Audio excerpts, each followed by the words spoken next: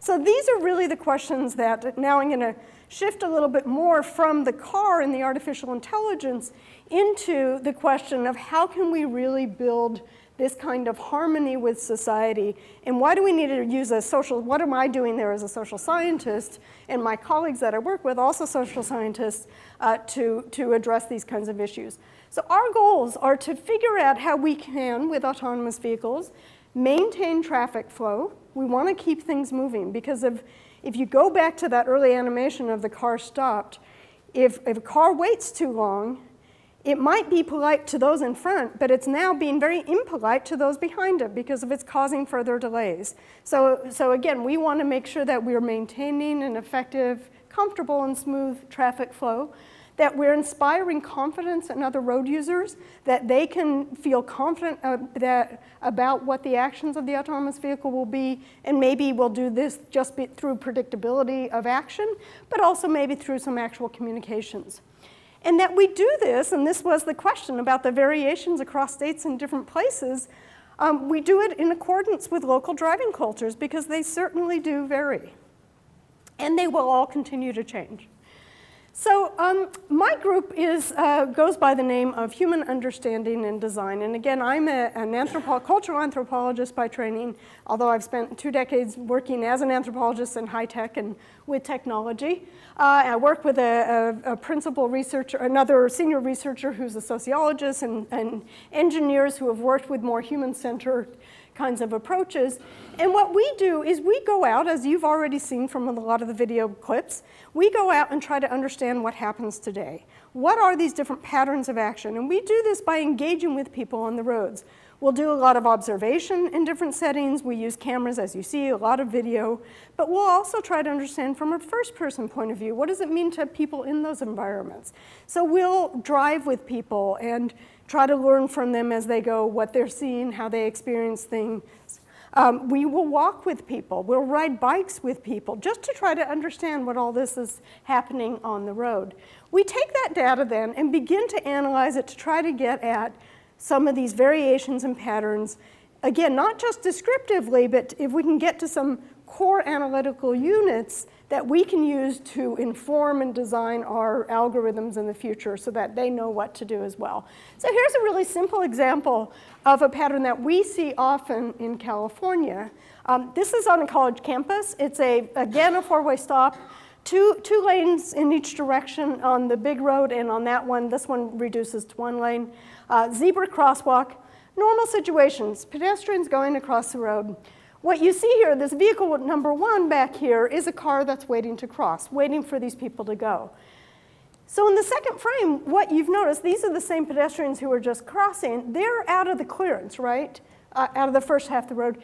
We can see that this one thought, now vehicle 1 thought it was his turn or her turn. So she begins to cross, but what happens? This guy comes from behind, walking quite quickly, if we had the video, and does an action that we call piggybacking. He piggybacks and takes advantage of the priority that was sent by others to go ahead and take the space. Now this is California, where pedestrians have the right of way anyway, but we see this kind of behavior sometimes in places where it's a little less certain that a pedestrian would necessarily have the right of way.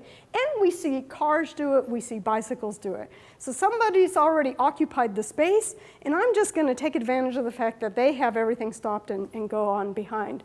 But we can tell that it was a little bit of a kind of aberration, because this car is well into the crosswalk.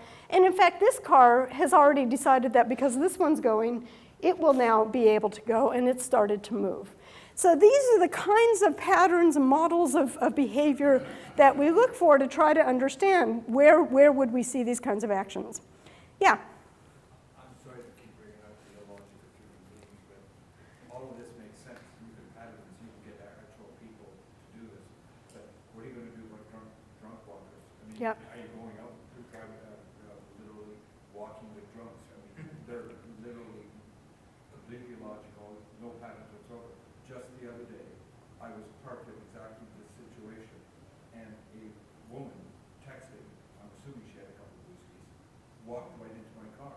Yeah. Like, Yep. she just walked from about 100 feet away right into my car, and when she hit my car, she kept texting and just kept walking. Well, Yeah, well, you know, first of all, we do use predictive models that are pretty amazing for their ability to account for some small probability of, again, some completely errant or aberrant kind of behavior that's unexpected, and adapt to that. Now, you know, keep in mind that the systems that are running all this, all the perception systems that are gathering in data, and then they get fused together, and then they're sort of spitting out what's happening, are refreshing. I don't have the exact number, so I shouldn't have brought this up. We can get an answer for you later from somebody who would know, on whatever, you know, degree of frequency of how often they're updating their predictions of exactly what's happening, where somebody's going, and what will occur. And so you know, there's a really constant, in that way, that's where autonomous vehicles are going to know a lot more than us, because they can do this 360 degrees, 24/7 if like, because they, you know, they do have eyes on the back of their head, so to speak. So, you know, we do use systems to try to identify and react to an unusual system even before many humans can. But of course, those kinds of things will continue to happen, and they need to be sort of dealt with. Can I ask, kind of piggybacking? Perfect, appropriately. And on all this discussion, so you're talking about how do we make, basically, how do we make an autonomous car polite, but also efficient and not be sitting at the stop sign for a long time?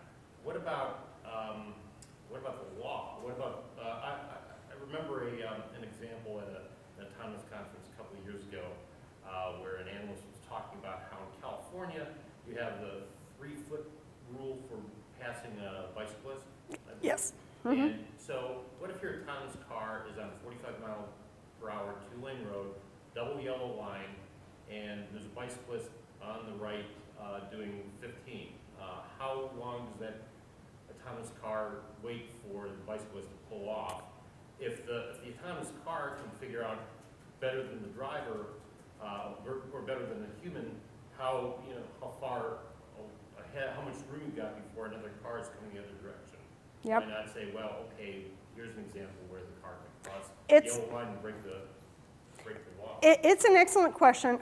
Right now, of course, autonomous vehicles are being designed and programmed to observe the laws. So if you had a double yellow line there, what would happen today is if there's a bicycle that's enough in the lane to not allow for that 3-foot space, then the autonomous vehicle would continue slowly apace with them until there's an intersection or something that it could possibly take another maneuver. But we are actively exploring those kinds of situations as well. It's a really good example of how, again, I'm getting a signal. You know, want to keep us moving? I have some really cool stuff today. No, it's a good one. That you know, we are exploring ways of grappling with when people would make the judgment to break the law, and in fact, the rules of the road, the normative rules of the road, would say that that's what you should do. And so we are exploring that. If you will be joining Mr. Gone's keynote this afternoon or come to our booth tomorrow at Nissan, you'll see some of the further work that we've been doing to think about some of these kinds of problems in a larger scale about. Who are you working with?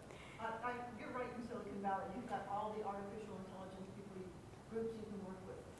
We have a lot of academic partners on the core system development. Again, we're both in Japan and in Silicon Valley. And if you want more detail on some of the other local companies, again, I don't have that right at my fingertips, but you could get that tomorrow at the booth or You're not working with Udacity or Sebastian Throne or anybody like that? we are not. Okay, all right. But, Let me ask a heretical question here. Don't worry about them. So this is Nissan. Toyota's doing the same thing. Mercedes is doing the same thing. Ford is doing the same thing. You're probably all doing a little bit different things, so you're going to be making different decisions based on certain inputs. How are you going to get all this stuff together over the next 4 or 5 years? Is there a central body, SAE or something, that's putting all this together that will make it work together? again, really good questions, and I do invite you at the reception this evening. Martin Searhouse, our director, will be there as well. He's a great person to ask some of these questions to. We talk a lot with each other. There's any number of meetups and venues. Martin, our director himself, hosts a meeting amongst all the different sort of lab directors of research firms that are doing work in these areas. So people do talk a lot together. Now, at the level of the vehicle behavior and what it's going to do, there may be some differences and variations about how things feel. We believe that one of the potential that we have, again, with Nissan is to build what people find to be the most confident, they feel the most confident and trustworthy with a Nissan autonomous vehicle because of the way it behaves and operates. And it might feel just slightly different, especially in the early years, from how others are. There will be some very core standards, and yes, SAE, NHTSA, there's any number of ways in which standards and guidelines will be very much a part of this as well. So all of those are part of that picture. For the sake of time, I'm going to skip past this picture, but I do want to give you an example of why we think that, you know, looking more closely at what happens on the roads today is going to give some evidence for the kinds of signals we might develop. So if you see here, normal situation again, but there's a little conflict between that pedestrian and that vehicle. Really, they were both making assumptions about whose turn it was to go first. So if you look at this in a slow motion, we can begin to identify elements of this woman's behavior that indicate that she feels fairly confident it's going to be her turn to go. She keeps looking at this car. So we see signs that she's registered, she knows the car's there, and she's watching to see what it's going to do. Meanwhile, with our further analysis, we realize this guy is actually much more concerned about getting his turn based on who's coming from this direction. And he's really not yet paying attention to her, but she has felt confident. She takes some big steps, but he starts to go. So at one point, there's a conflict here. And they can't, you know, they're both at an impasse, they both come to a stop. Pedestrian has a right of way, plus it's a polite thing. She runs across the road. Now, unless you think this guy's going to become a maniacal murderer and suddenly speed up to hit her, people don't normally do that on the road. We want to all stay alive and avoid legal issues. She was going to be perfectly safe if she had walked across the road. But she ran. And this is a really common sign of kind of politeness. I've taken your space, I've delayed you, let me hurry up and get out of the way.